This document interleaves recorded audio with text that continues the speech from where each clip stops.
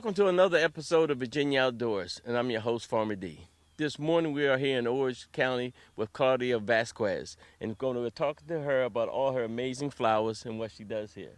So tell us, Claudia, how long have you lived here in Culpeper County? I've been here for 15 years, but in Rapidan, Culpeper County, 6 years. Oh, okay, because you're right close to the county line, right? Correct. Right past the river, it turns into orange. Excuse the noise. We're on a busy road. Sorry about actually, that. this is a Rapidan Road. Yes. But tell us why you live here in Culpeper County. It's such a remote area.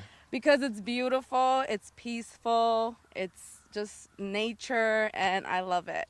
Yeah, I live in Culpeper County too. And the reason why we live here is that you can do things like this. Yes. And how long have you been growing your flowers? I've been gardening for a long time, but officially started flower farming. I launched this year, 2025. Uh-huh. And how many different varieties of flowers do you grow? I grow perennials, annuals, and everything in between. Uh-huh. And what about farmers markets? Do you do farmers markets or? Yeah, so you'll find me at the Culpeper Farmers Markets. That is the market that I do. Uh-huh. And some of some of your customers, who are they? Do you sell mostly to, or you target to florists or wedding venues? Yes, so practically what I'm doing right now, since it's my first year in business, I do farmers markets, and I have gotten into event work where I'm doing weddings at this point, and that is the goal. Uh-huh. And mostly you doing fresh cut flowers, or do you sell plants as well? I just do fresh cut flowers. Uh-huh. Good. Well, good. As I'm looking, this is, we're getting at the end of the season, so, things obviously look better in the spring. So let's look at some of the flowers that you're growing right now. Okay. So, Claudia, tell me what exactly are these and what are you about to do with these? Okay, so right now when the season's starting, we go ahead and we start flipping our crops. So as a flower farmer, I have to start doing all my spring annuals for spring 2026, and I overwinter them. This is foxglove, and it grows really well in our zone here in Virginia, zone 7A. I've been hardening these off. Hardening off means that I've been acclimating them to the weather so they can be ready to go into their home for the new bed, so we have it bloom in the spring of 2026. Yeah, I've seen some foxglove. I used to go to Seattle every year, and you see fields and fields of foxglove, and I've seen different colors. Is this a variety? Yes. What colors are these? This is Dalmatian, and I will be using it as an annual. So once I snip it and arrange it, it's done, and I go ahead and flip the bed again for summer. Uh-huh. Yeah. When you say flip the bed, you mean take some stuff out and plant new in? Correct. So I will rip the crop out, amend the soil with all the good stuff, and then transplant the new crop for the new season. Mm-hmm. I can imagine what this looks like in the springtime. Yes. With all the butterflies and bees and, Yes. and pollinators. Yes. Again, do you use any sprays, pesticides? How do you keep the bugs from eating all your beautiful flowers? So I am organic, so I do hand pick everything myself. It's really hard to keep up with, but I don't have a choice because I choose to be organic and I don't want to use pesticides. So it's very labor intensive, but it's all worth it. Yeah, well, I'm an organic farmer as well, and just like you said, it is labor intensive, but the long term is really worth it. Yes. Because even though you might have some butterflies here, you're going to have some honeybees here Yes. too. And the last thing you want to do is, expose them to chemicals and take it back. Do you see many bees or many pollinators? Yes, the pollinators love it here at Azalea Field Flowers. Yeah, I can imagine. Yeah. So what are you doing now? Well, I see the black plastic. What is this? So I learned my lesson very fast. Once the summer picked up, like I said, it's my first season, I could not keep up with the weeds. So instead of spraying or doing anything of that sort, I just went ahead and landscape fabric for weed control. Right. Well, the good thing about landscape fabric versus plastic is that it allows the soil to breathe and the water actually seeps through it, correct? Yes. And it keeps down the weeds as well. So let's take a look at some of these flowers. Okay. I see you have a couple different types. Now, what are these? Those are cosmos. Okay. Yes. That's called Cosmo rubenza. I have varieties of cosmos, and then zinnias, fillers, all kinds of stuff. And the cosmos now, will they winter over, or do you have to plant them again in the spring? So cosmos only like heat and they thrive in the fall. But like I said, we're at the end of the season, so this will get flipped as well. Now, do you take some of your seeds from your flowers, or do you actually buy seeds and reseed themselves? Or what I'm asking basically, do you reclaim your seeds and reuse them? Okay, so that's a good question. Labor intensive wise, if I really love a specific zinnia, for example, I have very rare varieties, I will save the seed. But anything else, I just go ahead and move because it's just so labor intensive. It takes too much time. Yes. Good. Now, what about dried flowers? Do some people buy them for cut dried flowers, or how do you do that? So I'm getting ready for my winter market in December through Culpeper Farmers Markets. I'll be doing the last two. There's three. I'll be doing the last two, and I'm doing all my dried flowers for that right now. I'm prepping good. for that. Good. Now, do you sell to any florists right now? I did sell to a florist, but it's very, since I'm organic, some petals have damage, and it's very hard to bring Perfect. Yeah, perfect form of flower to the florist. I understand. Yes. So, Claudia, could you tell me about these? Okay, so these are called celosia. Celosia. And I use this as a spike filler. Oh, there's a bumblebee. Sorry. That's okay. She's sleeping, I think. Yeah, we got a sleepy bumblebee. Okay. There you go. Yeah, she is. So I use this as a spike filler for my bouquets. And in the spring I use snapdragon as a spike, but in the summer and fall I use celosia. See, this is what happens when you don't spray. See, you got a nice bumblebee that's taking a nap Yeah. here on a nice chilly morning. And there's one right here too. Yep. But these are the benefits. But we need our pollinators. Yes. I mean, we need our pollinators not just for flowers, but we need it for our fruits and vegetables Correct. too. And that's why it's very important for people not to spray and go natural. All right, well, let's take a look. You said you've been here for 6 years, and you've done some landscaping. It looks like some trees have been cut down or moved down. So can you tell us a little bit about the process of getting started? Okay, so the process how I started it was pretty much I was into gardening, and long story short, I was scrolling through social media and saw a woman stated that she was a flower farmer. She was getting ready for the farmers market, and I was just like, okay, what is flower farming? Like, Right. what? Okay, back up. So I started researching, educating myself on the legalities, the business side, researching like the USDA, what they had like to offer, grants and all that good stuff. And I talked to Culpeper County, went about it and jumped in full throttle and started my business. So I knew that I had to start clearing this out, and I knew it was going to be hard work. So me with my tiller, I started tilling. I started with one bed, moved along to now 15 beds, and then I went and registered our property as a farm through the USDA. I applied for the high tunnel grant, which is a cost share program for beginners or anybody that's involved in agriculture, and got my high tunnel so I can extend my season or get a head start on it. Right. Because I learned my lesson when spring and summer transitioned. I had a gap and I didn't have blooms, so I had to source from other local flower farmers who are experienced, who have high tunnels, who have the education and the knowledge, and didn't have that gap. Gotcha. So praying for next year, I don't have that gap because I'll have my high tunnel. So can you tell us a little bit about this high tunnel and all the effort it took to put it up?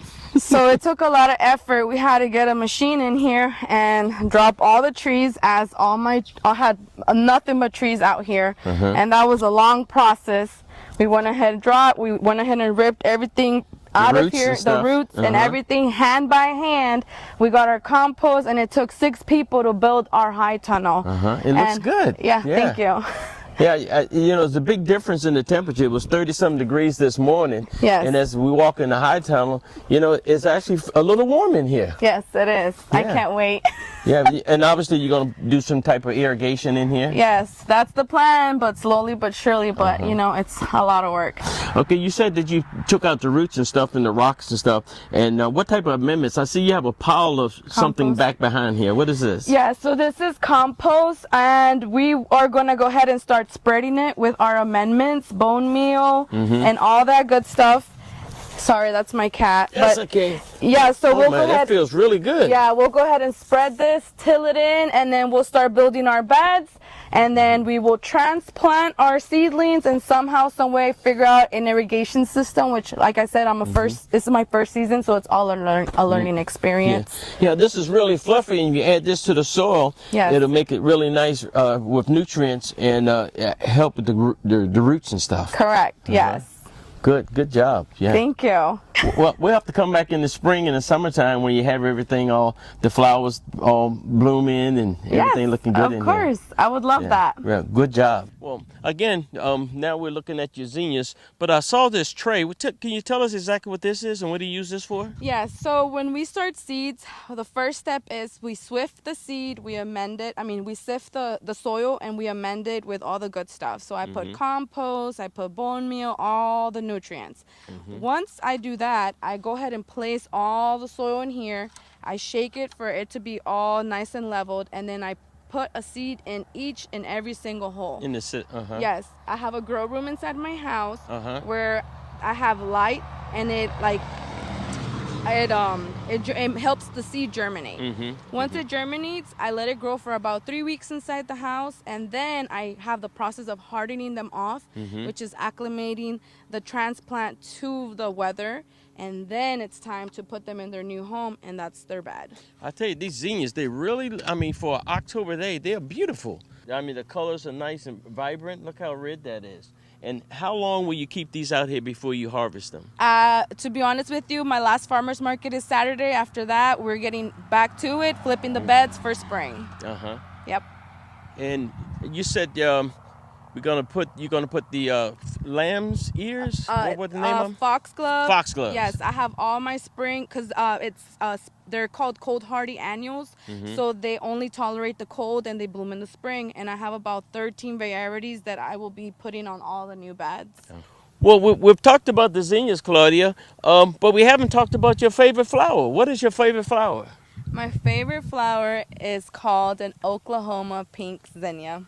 Oklahoma pink zinnia. Yes. Okay. And why is that your favorite flower? It's just big, fluffy, and voluptuous, and just adds the perfect touch to a bouquet. Well, good. I have to Google that. Thank you very much. You're welcome. Well, here at Virginia Outdoors, we like to pay it forward. Can you hold this, please? And last episode, we was with Robert Turner of Turner Hot Sauce. Yes. And he gave us this box of hot sauces. Wow. And that's his gift and our gift to you. Awesome. We have 3 different ones. There's sweet chili, pineapple, there's black garlic, and Vidalia onion. That sounds really good. Can't wait to try it. Yes. Do you have any flowers that are edible? To be honest with you, I just grow 4 bouquets, but I do have flowers that are edible. I just don't choose to eat my flowers. Okay. All right. But if you ever choose to eat your flowers, use some hot sauce on them. Okay. That's funny. Yeah. Well, I want to pay it forward too. Oh, thank you very much. So I am gifting the next person some beautiful flowers from my fields. So here's the bouquet. I use some ornamental grasses, some Ami that grows as a perennial out here in my fields, lemon scent basil, some Oklahoma zinnias, but this is called the salmon color. These are called cactus zinnias, and this is amaranthus, and it's called hot biscuit. Oh, and celotias are over here. And everything is grown right here. At Azalea Field Flowers. Beautiful, Yes. beautiful. And a bloom box, which is perfect for any gardener. Comes with gloves, a nail bristle, and some soap from my neighbors down the road, Odd Farm, which uses goat and organic ingredients. I need a bloom box for me. Because my hands look terrible. Well, this is perfect if you want to use it. I'll have to buy one from you. Thank you very much. Sounds good. You're welcome. It's been an experience, and I didn't realize that so much work went into making beautiful flowers, but it takes work, especially when you're organic. Yes, and a one-woman show. Well, you're doing a great job. Thank you. We appreciate you. I appreciate it too. Yeah, we're going to take a quick break, and we're going to meet Claudia at the Culpeper County Farmers Market. Sounds good. Okay, now here we are at the Culpeper County Farmers Market, the last day of the market in October. And trust me, it is freezing out here. I don't know what we were thinking about, but we wanted to come here and talk to Claudia Vasquez this morning to see what she's got. Show us Yes. what you have this morning, Claudia. So we have our fall colors, and this is the last market, so we're doing some spooky stuff. I have skull vases and my hand wraps, and I have some poison bud vases as well. Poison bud vases? Yeah. Now what happens if I drink that water? I don't know. You want to find out? Will I turn into a frog? Yep. Oh my goodness, I'll stay away from that. But yeah, you're right. I noticed that the fall colors are here, and I like this. I guess you would call that maybe pastel or earthy colors. Yeah, fall plum look color. Yep. Yeah. Well, we got lucky. On the way here, I saw that we had a lot of frost this morning. Yes, we did. Frost has officially hit the farm, so the blooms are done, and now we're gonna get ready for spring. Well, good. Yeah, I noticed that the other day we were there, and you're getting your soil amendment, you're getting your high tunnel ready. Yes. So you're ready to rock and roll in the spring. Yes, sir. Yeah. Now, when do you normally plant in the spring, or do you plant now? So I overwinter it, so we start 6 to 8 weeks prior to the first frost, which that's what I was in the process of, and then in spring we do another succession. Okay. So when will you be back at the farmers market? We start the farmers market again, I think the first week of May or the last week of April. Oh, good, good. So it won't be long. It won't be long. Yep. Well, good. We're looking forward to see some of these beautiful flowers. Okay. Now, in the spring, what type of flowers do you have? So we'll have peonies, delphinium, the foxgloves, snapdragons, and all that good I remember stuff. at the farm you was getting ready to put the foxgloves in. Yes. You said you're going to winter them over? Overwinter them. Well, good. Well, good. Well, we're looking forward. And again, it is freezing out here. Well, let me just stop you right there. Okay. So since you do a pay it forward type of program with other farmers, I'm going to pay it forward with a gift card to a bouquet for next spring. Well, good. Well, I'll give it to the next person we talk to. Okay. And obviously, we appreciate it. Yep. How can folks reach you? Via email, my social media handles, everything is Azalea Field Flowers. Azalea Field Flowers. Yep. Well, good. Thanks again for tuning in to another episode of Virginia Outdoors with your host, Farmer D. Yes. Bye. Did we ruin it?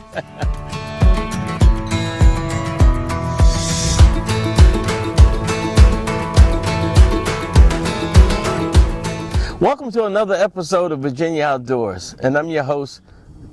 Who are you? I had it right, and I didn't think I had it right. Farmer D. Yeah, I mean better. No, I think I You that you got this far. I know. I really. Yeah. You still rolling, right? Let it roll. Usually it took me 80 times. All right. Car coming. I'll wait. Okay, so you remember your name. Welcome to another episode of Virginia Outdoors, and I'm your host, Farmer D. And I'm here this morning in Culpeper County with representing. We messed up again. Not no we, you. Okay, yeah. I was talking. You were supposed to not say that. I know. Sorry, I messed up the I flow. told you. You didn't mess All it right, up. let's do it again. We do it again. Okay. Sorry. Adam gets impatient sometimes. I have to be somewhere. Okay, let's go. Okay, all right. I gotta be somewhere too. Welcome to another episode of Virginia Outdoors, and I'm your host, Farmer D. And I'm here this morning in Culpeper County with Claudia Vasquez. Yeah. You had it. All right. Adam's gonna blow up. All right. Welcome. Hold on. Well, again, thanks again, and thank everyone for tuning in to another episode of Virginia. I had it. Anyway.